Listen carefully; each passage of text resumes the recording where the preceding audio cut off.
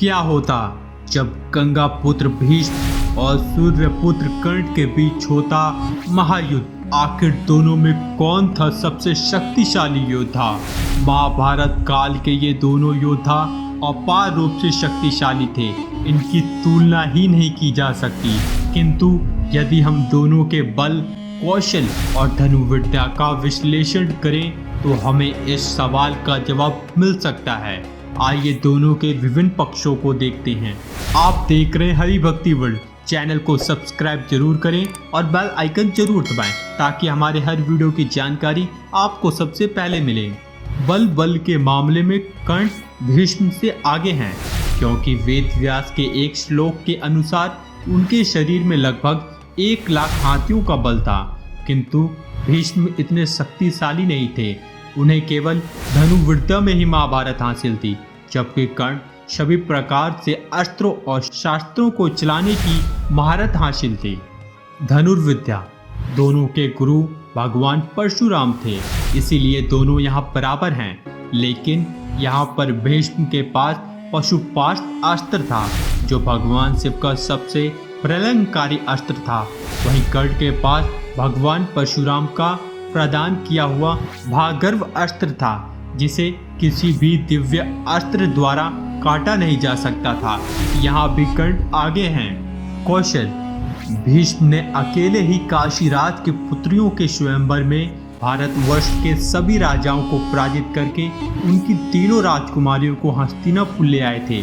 वहीं कर्ण ने कंबोज की राजकुमारी भानुमति के स्वयंवर में अकेले ही केवल एक धनुष के बल पर जरासंध, शिशुपाल, रुक्मी और भारतवर्ष के अनेक राज्यों से आए हुए सारे नरेशों को पराजित कर दिया और साथ ही राजकुमारी आसवारी के स्वयंवर में भी अकेले ही समस्त राजाओं और राजकुमारों को परास्त कर दिया था। भीष्म ने अपने गुरु परशुराम को पराजित किया था, लेकिन इसलिए नहीं कि वह परशुराम जी से ज्यादा धनुर्विद्या जानते थे, बल्कि महाभारत में महर्षि वेद व्यास जी ने स्वयं कहा है, परशुराम अपने प्रत्येक शिष्यों को अपने से ज्यादा शक्तिशाली बनाने का प्रयत्न करते थे। यही कारण है कि उन्हें गुरुओं के गुरु और गुरु श्रेष्ठ कहा जाता था। स्वयं द्रोणाचार्य ने भी अपने प्रिय शिष्य अर्जुन को नारायण अस्त्र का ज्ञान नहीं दिया था और ना ही ब्रह्म अस्त्र के सबसे शक्तिशाली तीसरे रूप ब्रह्मांड अस्त्र की विद्या नहीं सिखाई थी। और इसी विद्या के बल पर युद्ध के 15वें दिन उन्होंने संहार मचा दिया था और उन्हें रोकना कठिन हो गया था।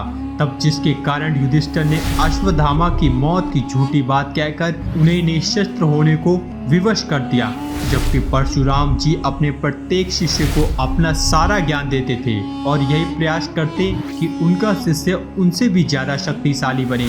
महाभारत के आदि पर्व में भी इस बात का उल्लेख वेद व्यास ने किया है। कर्ण ने पूरे भारतवर्ष का दिग्विजय किया था और इस दौरान भगदत्त जैसे योद्धाओं को भी हराया था, जिससे अर्जुन को बचाने के लिए स्वयं कृष्ण को बीच में आना पड़ा था।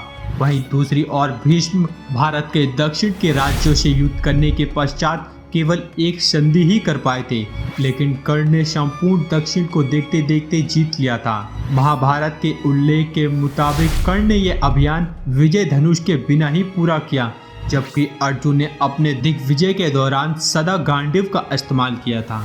कर्ण अपने पूरे जीवन में 3 युद्ध हारे थे, द्रुपद युद्ध, विराट युद्ध और महाभारत में 17वें दिन का युद्ध। उन्होंने केवल एक बार ही विजय धनुष का उपयोग किया था, किंतु भीष्म ने सदा अपने दिव्य अस्त्रों के साथ ही युद्ध किया था और इसके साथ उनको अपने पिता से इच्छा मृत्यु के वरदान का कवच भी हासिल था। महाभारत के युद्ध में कर्ण एक बार पूरी सेना को अकेले ही रोक के रख दिया था।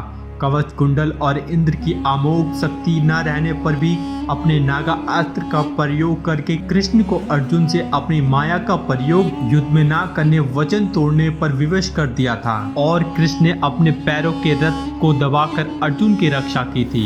निष्कर्ष कर्ण और भीष्म अपने अपने जगह पर महापराक्रमी थे, किंतु यदि दोनों में श्रेष्ठ को चुनने को कहा जाए तो निश्चित रूप से कर्ण काफी ज्यादा सक्षम दिखाई पड़ता है।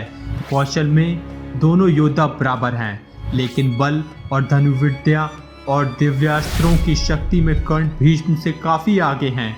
स्वयं ऋषि परशुराम ने अपना सर्वाधिक योग शिष्य कर्ण को ही घोषित किया था, न कि भीष्म अथवा द्रोण को। भीष्म को हर एक चीज विरासत में प्राप्त हुई थी, किंतु कर्ण ने सब कुछ अपने कर्म के द्वारा प्राप्त किया था। चाहे अंगराज्य हो या शिक्षा, सम्मान हो या अपमान, उन्होंने प्रत्येक वस्तु स्वयं के प्रयासों से ही पाया। दोस्तों, आज के लिए बस इतना ही। जाने से पहले लाइक बटन जरूर दबाएं और अगर वीडियो अच्छा लगा तो शेयर कीजिए। आपसे फिर मिलते हैं एक नए रोचक वीडियो के साथ। तब तक के लिए आप सबको हमारी शुभकामना।